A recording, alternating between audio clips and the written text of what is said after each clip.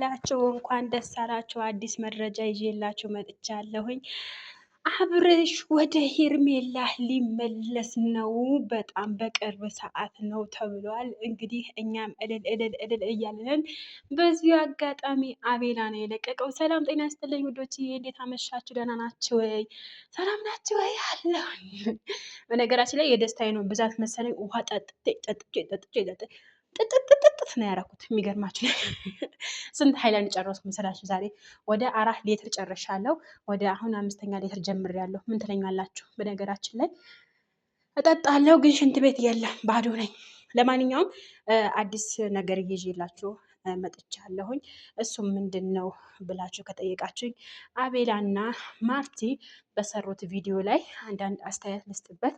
በነገራችን ላይ አብርሃም ወደ ሄርሜላ ሊመለስ ነው ብለዋል።